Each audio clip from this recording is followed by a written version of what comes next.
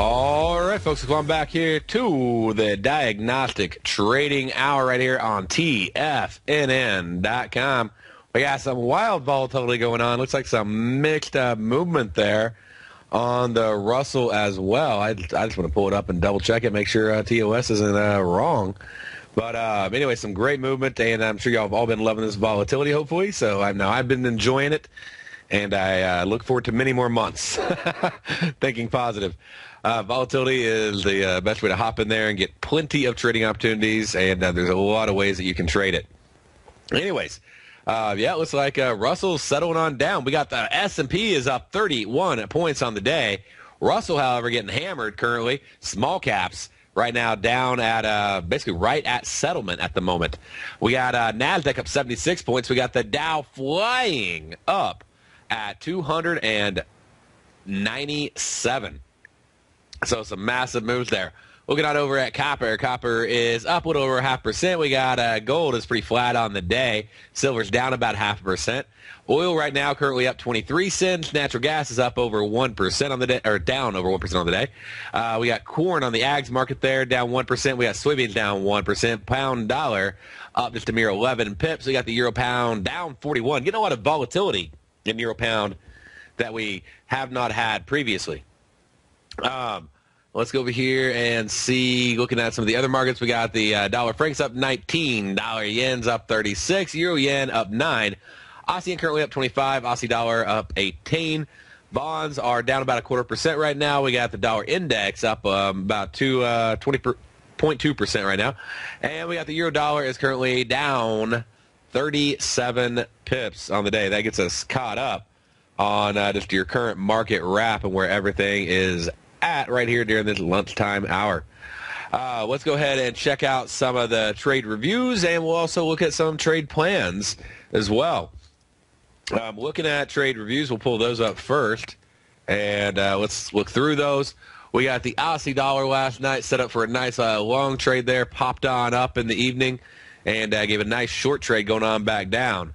So did a good job last night on those trades, and let's keep going. We got euro yen. Try that again. Looks like that having an issue on that link. Okay, let's hop on to euro dollar, and we'll bring that one up here. Euro dollar this morning gave a great little short right there. Basically said, hey, trend's over. It's been going up, up, up. Let's go ahead and turn this thing around and head it on back down. Going on into the pound dollar, we can look at it and see that the market flew on up, gave a great long signal, simple MVP, and looking at that pullback down on the pound dollar right there. So just a nice trend lines. Looking at some profit poppers, got a little bit of chop going on, and I love these profit popper trades, especially on binaries. So whenever I get those, E's and everything, I'll go in and I'll sell, a out of the money binary if I can get one, a little bit higher than the A, or I'll do a in the money binary if I can't. And for current hour, and you can see, they went in and did pretty well overall. Looks like may had one or two. Looks like one. Let's see, that trade probably would have lost, but let's see, win-win.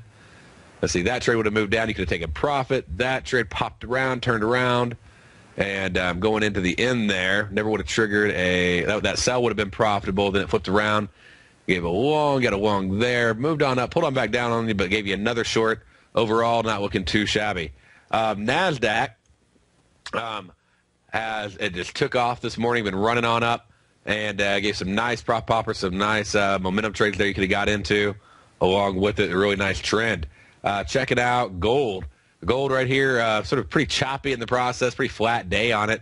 A little bit of profit popper action that you might have been able to take advantage of on some days that could have worked out. Overall, just a really choppy market, though, a little bit challenging. We're going into the Russell.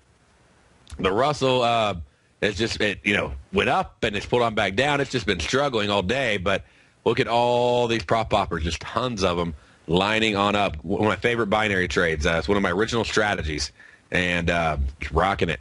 Got the DAX. Look at that. So DAX woke up, and up it goes, and pushing on up to 3 deviations there, and just a nice, massive run. And it was already up pretty good early in the morning, but still had another, deviation and a half run after the open here. Dollar index was a little bit on the rise. Check that out. moving up to 0.5, basically from a low. So we got a deviation high to low, or low to high on the day. So CBOE futures had some interesting things going on. I saw this thing on Bloomberg. Bring this one up for you. And the CBOE futures got halted earlier today, third day in a week. And obviously a little hitch and not a healthy thing for the CBOE Exchange Volatility Index, or VIX, also had a delay opening twice this week. So there's some interesting issues. I mean, that's one of the things about trading that you learn. The longer you're around, the more you realize things can happen. Anything can happen. That's why it is so important you follow your trade plan, because you just never know like what is going to be going on in the markets. You don't know when NASDAQ's going to break, or Nadex is going to break, or CBOE is going to break. They all have issues. And it's important to understand that that does happen. Power outages happen, internet issues happen, exchanges even have issues. And just make sure you got good risk management control. That's one of the nice things about having defined risk on Nadex is if everything does blow up, at least your risk is defined. Going on over, we got the U.S. yen, a couple other stories. We got U.S. yen remaining bearish, Aussie dollar erasing those gains, Wall Street rallying so far on the sturdy earnings data. Dow having the best 7th-day bounce back since 2008. So let's pull that Dow up and check that out right now. Going on over, just trying to give you sort of a review of all the news out there, some of the top headlines, that are popping on up. We already looked at Russell, and pretty clean. Like I said, right here on the MVP, like flat this morning, but then a nice clean downtrend going on. Let's go over here and check out the Dow. And right there. And we pull this up.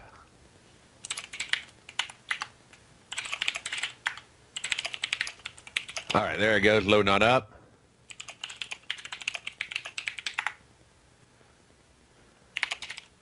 All right, so the Dow, you can see having a nice rally and moving on up, and moved on up to one deviation. You can see how we really hesitated at the one deviation mark, and pulling that back from settlement, give you a little bit better view, but just a clean, nice trend. And pulls on up, hits the one deviation mark, pulls on back up, and hits the 1.5 deviation mark. And still, with the big move was the big breakout that happened here in the early AM. But so anyways, popped on up, and like I said, just a nice clean trend. It was pretty flat for a few hours there, but then it took on off again in the morning, and had Yellen talking and everything else. I'm sure that helps things out. So that's why I tell people always be aware of that news, because you never know, and you don't want to get hit by the bus. And that's why I try to give that to you. Like, it doesn't matter if you're trading the news is going to impact your trading. So right there, Yellen starts talking at 8:30. Look over here and look at this. She starts talking right about here. Margaret starts, boom. She says something that whatever, people liked it at the end as all the press releases came out. Margaret takes off. So you want to know when that news is happening. You want to be aware of it. And, it was at a one deviation level, so you're thinking, hey, I got a possible good short. Again, we didn't get a confirmation on going short. So waiting on that confirmation. Still got a long there on the MVP. Looking on over, see what else we got. NASDAQ turning positive for the week. So up 1.8% as of the time of this last article I was looking at, going on and looking at the NASDAQ.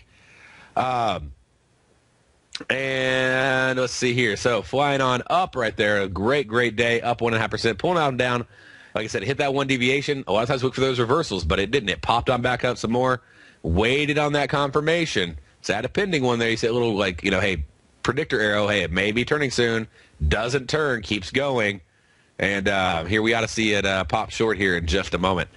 And that'll catch you up right there on that. Now looking over at the VIX, what's going on today with all this movement happening. And let me break this down and go back. There's a weekly chart. Let's go ahead and check out the dailies. This, of course, impacting the VIX futures, but also the VIX itself. And we had that massive rise, but then a massive drawdown. But we still had massive volatility. It's just when it's to the upside, the VIX drops. Premium gets cheaper. When it's when the market's crashing, then premium gets more expensive. VIX is still at a very high level. Doesn't mean it's over. It's just we had a rally today, so the VIX goes down. But anyway, so basically, the biggest drop we've had in a long time on the VIX. But, of course, it's a day after we had one of the biggest rises we've had in a long time. European shares, looks like they may have their biggest gain in 15 months. They're all of a sudden picking up. So, you may have heard of the plunge protection team, and it looks like it might be in full effect. So check out, what is that book? Creature from Jekyll Island. So, but anyway, so if you go through and check all these out, but doing really well, a lot of positive figures coming on out. And Greek bakes up, election fears, car makers rally, European equity fund has a loss on outflows, et cetera. Just a little summary. But I just look at a lot of the stuff as it flows through on Financial Juice, and I don't let it affect my trading. It's good Monday morning quarterbacking, figure out what happened. Canada stocks rising good as their energy producers do well. And we got the euro dollar falling to fresh lows. Let's go ahead and check out the euro dollar. Pop on over. We'll look at that, and we're going to do some market plans for you as well here in just a moment. This is just the opening segment. And looking at the euro dollar and where it's at. Moving on down here, almost down to one deviation. It is a one deviation high to low, meaning from top to bottom.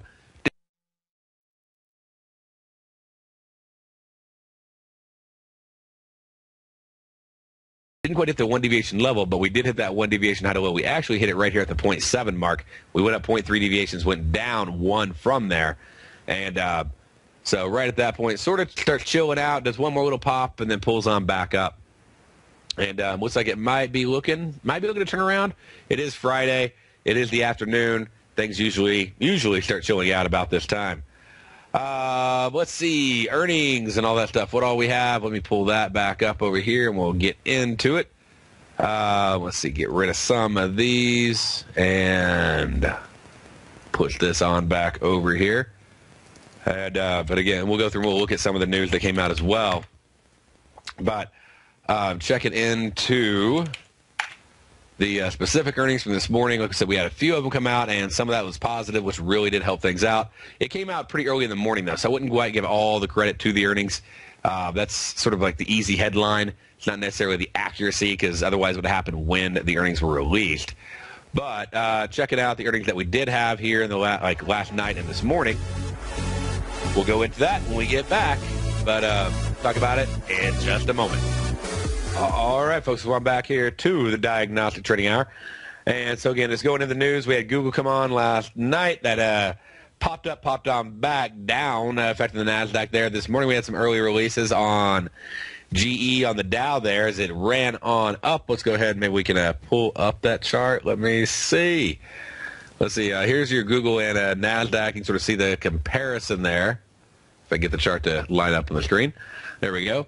And so overnight, sort of went in, just dropped on down. And if we zoom in over here on the NASDAQ, look at last night's, or not last night, but look at the market session. Didn't really get a big move like we normally get. But you know what? There wasn't really good premium there. I had a couple traders say they did go ahead and push it into a little bit of trades, light contracts. The risk was a little higher than they liked. They were able to profit on the trade. So props to Cameron and the other ones that were able to knock that out. Let's see. Looking at GE, and we'll look at the Dow. And I got the slash there. Slash. Come on, click. And then put that one back on up. GE obviously taking off, that feeding into the rise in the Dow in the evening as everything took off there. You can see right here, right as that happened, it got released. Didn't see a massive move immediately. Had some move overnight, but then when the market opened up, it started running on up here about midnight and taking off. So that's your earnings reports right there. Let's see, earnings coming up on Monday. We're going to have IBM is coming out at 4 o'clock. So make sure you're aware of that. We also have Apple coming out. They come out after all the bells. Usually come out at, let's see here. Usually I've seen them come out at like 4:35. So I may need to update that plan because I accidentally typed 4. But let's see here. I think it's 4:35 is the usual time on Apple. So there's not really enough time to be able to trade that. All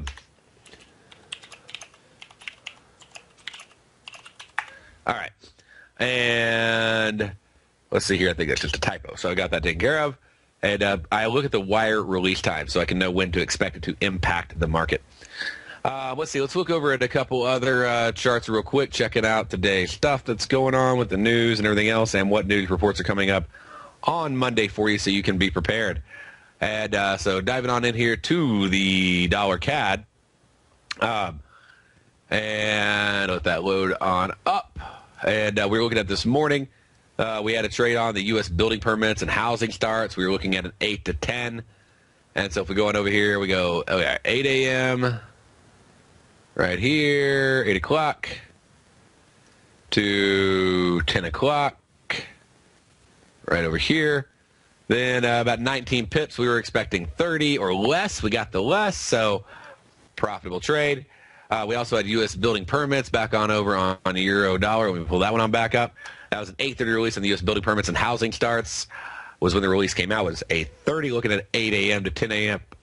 And let's see how that one did. A little bit more movement there on the euro than on the CAD. And let's see here. So right there on the open down to 10 o'clock. Had about 60 pips of movement, so a little over double what we expected. So that one didn't work out quite as well, a little bit more volatile there. And not usually seeing that kind of volatility on a Friday morning on the euro dollar, but not usually seeing a lot of the volatility we're seeing right now. Anyway, so at least it did that's the summary for the market wrap for that trade. What do we got? CAD trade, like I said, did well. We have another CAD trade coming up. And that's going to be an 8 a.m. to 10 a.m., and that's going to be on the CAD wholesale sells, okay?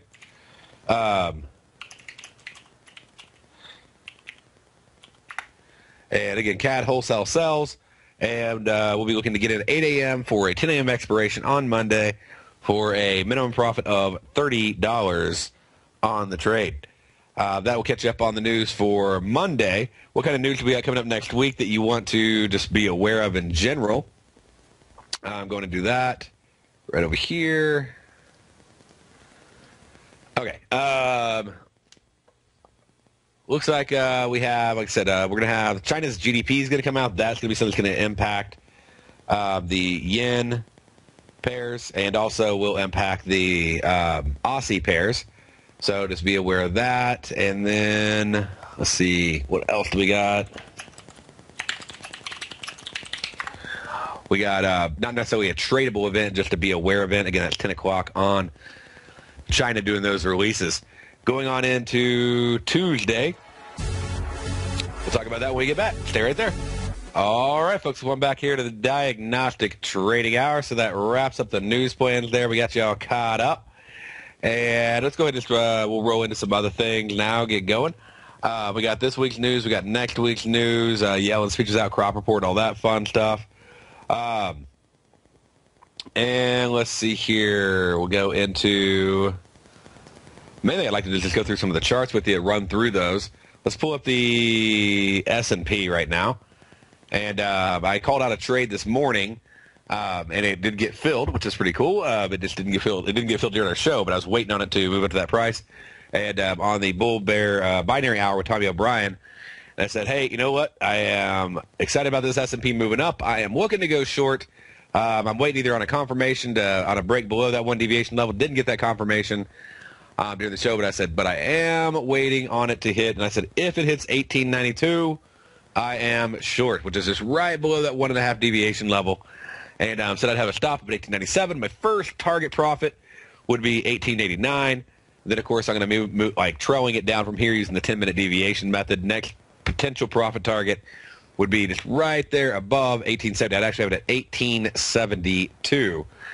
Would be my next take profit target on the S&P right now. So if you did take that trade where I said, hey, when it gets to 1892, I'm looking to go short, and you want to know the follow-up on that now that we're in that trade, so since it just got in here a little bit ago, then we're already a nice solid, what is that? We're 12, a little over, about 12 points up right now on the trade, a little bit more than that at the moment, and so not too shabby. That's a $600 profit at the moment.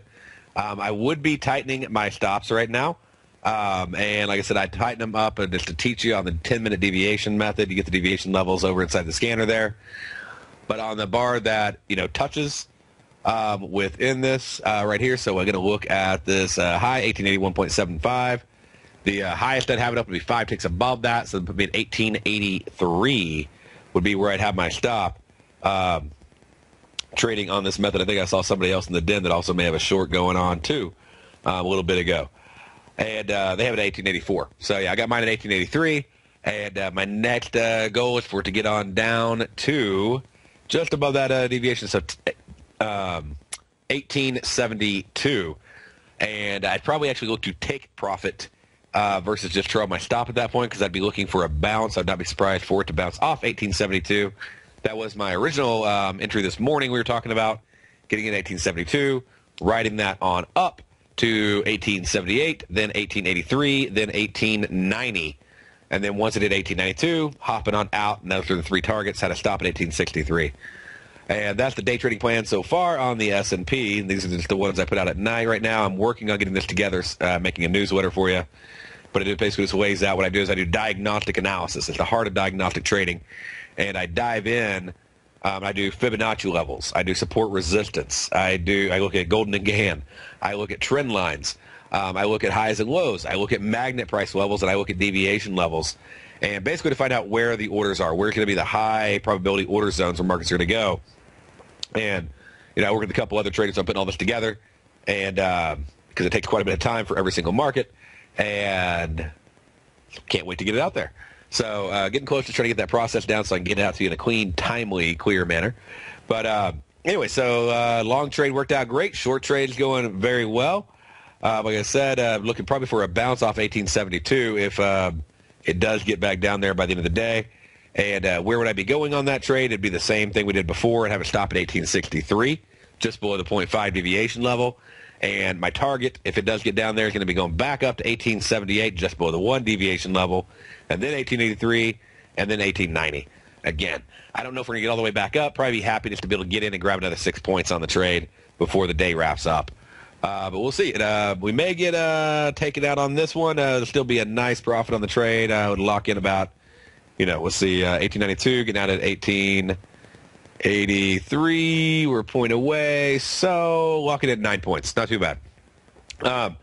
Anyway, so you got to give up. We got to give up a little bit of that room, if you're going to let it run. Now, the other option is you can go in and you can look at hedging. You could go in, you could possibly put on a spread. So let's just maybe take a little look and see, is there a spread you could hedge with right now if maybe you don't want to use a stop? And what I mean is a spread to protect your profit. So sometimes, like, you're going to give up, whenever you do a trailing stop, you're always risking some of your profit, right? Well, what if you could risk some of your profit and at the same time not have to have that stop? So that way if it goes up and just barely takes your stop, you're out of the trade, and then you got to turn around and, decide if you want to get back in or not on the trade. So that may not be something you want to do. So let's look at the S&P, and I don't know if there's a spread right now or not, but I'm going to check it. Pulling up the diagnostic scanner here, and I'm going to go in and say, $100 max risk, 0.5. I'm going to say buy because we're in a short there, and to see is there any good trade that I can put on. And I have to basically multiply the risk number, or this. I can actually look at this number for the. So I could give up 4 points here. That actually is not bad.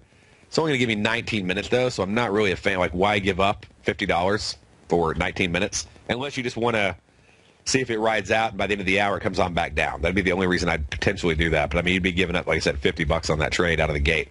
And which is only 1 point. It's not massive, but it's only 19 minutes. And looking on down, it looks like probably, so that's going to be a little bit higher than you want to. That's like 5 points. So that's not going to be worth it. Yeah, not really a great hedge at the moment. So the only other hedges you could possibly do would be going over to the binary scanner. And yes, you can hedge with binaries.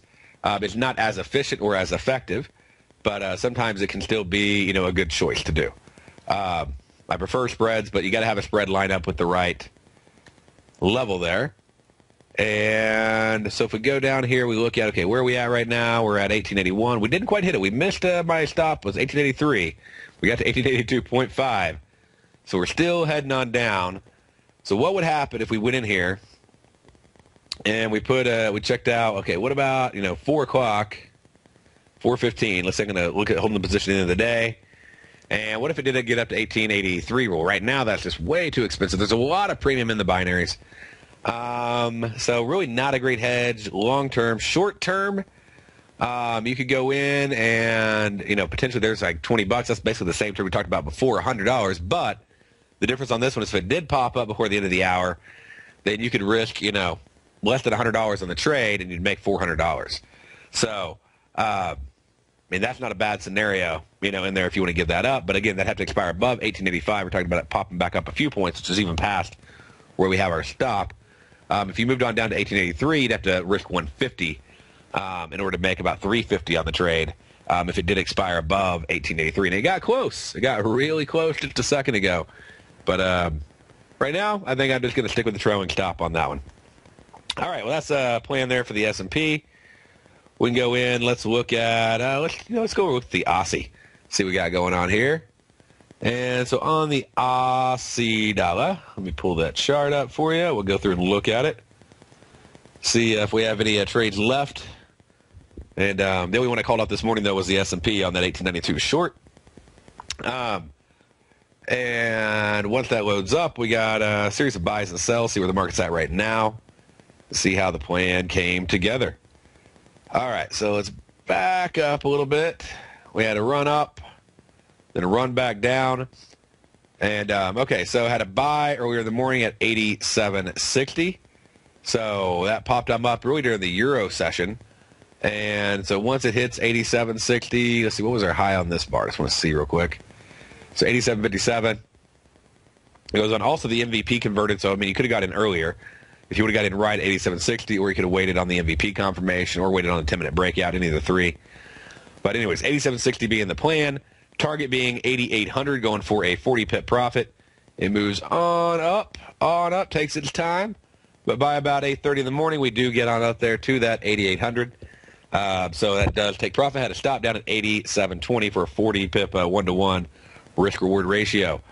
Let's see here. We had 86.85. Obviously, we didn't get down to there, so that doesn't matter. We have an 88.20 sell. So it's just moving on up to 8,800. I don't think, let's see here. We did not hit 88.20. We hit 88.11. Too bad. So I had a short just below the one deviation that I was looking for going short on that trade. Could have taken an MVP short still, possibly, but really that trade didn't quite hit the goal. Had a buy a little bit higher up at 88.60. Didn't go high enough. If it kept going, I was going to expect it to go on higher. And then have a sell if it went really high up to 89.30 to go on short, but we're not going to hit that before the end of the day. So looks like we got that one long trade. Nothing else has set up, and that's pretty much the wrap there on the Aussie. What do we got left in the Euro? There's going to be a lot of steam. I'm just trying to see, if we got anything. I mean, this time of day versus being early in the morning. Looking on at the Euro dollar. Come on, open it up. There we go. All right, so we moved up, moved down a little bit of choppiness going on. Had a sell up at 28.35, and it looks like it hit that right here. Hit 28.35. You got another opportunity this morning at 8 o'clock to get in at 28.35. Just barely, I think, nicked it. Yep, 28.36. So, I mean, it got right, or 28.35 to the tick. Then I had a stop up at 28.60 with the take profit down at 28.10. So, or at least as a first target at a minimum. So, hopping in there, not a massive trade, but, still made 50 pips on it, so not too bad. That was way too many pips. 25 pips on the trade. And with a 25 pip stop. So, not too bad, 25 pips there. And then had a buy at 28.85, did not get that high. Had a sell. Let's see here, 27.85. We did come on down lower. We had that first target at 28.10. You could have went for the next target as well, 27.85. Could have taken it lower if you wanted to. But the next entry I had was 27.85 to go short. Take profit. Goal 1, 27.60, then 27.22. We've hit the 27.60. We have not hit the 27.22 yet. Probably would have been wise to have another take profit go right there just above the one deviation level. And I just want to note that on my own comments. I had the 0.7, I had the 1.5.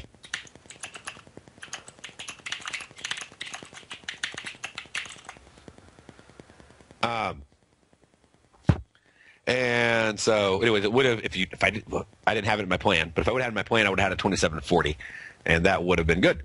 But just got to make sure I pay attention to that. Looking on over at, had a buy down at 27.17, haven't gotten low enough to get that. Have another buy down at 27.02, haven't got low enough to get that. And a sell at 29.65, I've got high enough to get that. So not too bad. We got a nice little long trade, got a nice little short trade. And short trade, we've got two of them actually. So 3 trades out of the S&P. Russell was really choppy. I want to pull this up and see just sort of how this looked. I mean, Russell's just been a little bit weird today. But, I mean, I guess it had a decent trend. It's just on, just tick size bars. Looks a little choppier. Hopping on over to the Russell. And looking at the signals here. Okay, so what we were looking at was a buy in the morning there at 10.89. So you had a chance right here to get on in this trade. You had another chance to get in the trade really right here on the open here at 9, a little bit past the open, like 9:50, 10 o'clock. Take profit level where the orders were going to be sitting at 10.89 would be up at 10.95. So that's where I expected all the orders to be sitting. It popped on up, and the high was 10.95.6. So that's the magic of confluence and magnets. Went on up and hit that. Then, of course, I had a sell at the exact same price, 10.95, with a target of 10.89. And just to show you this right over here is what I'm referencing. So a buy right there, and then stop, target, and then go short the other way with a sell at 10.95. Moved on down. First take profit on target on that one was 10.89. We've obviously hit that number. And then the next potential entry that I had was, and the 10.89, you could have added in some more, but that's right above settlement. So could add some more targets. Let's see here. Let me put in a note. Okay. And let's see, what do we got? Okay, so trying to see, 1075, 1068. Got a sell if it breaks below that. Give us another buy. So just if you want to get that plan down, again, I have a buy at 1075.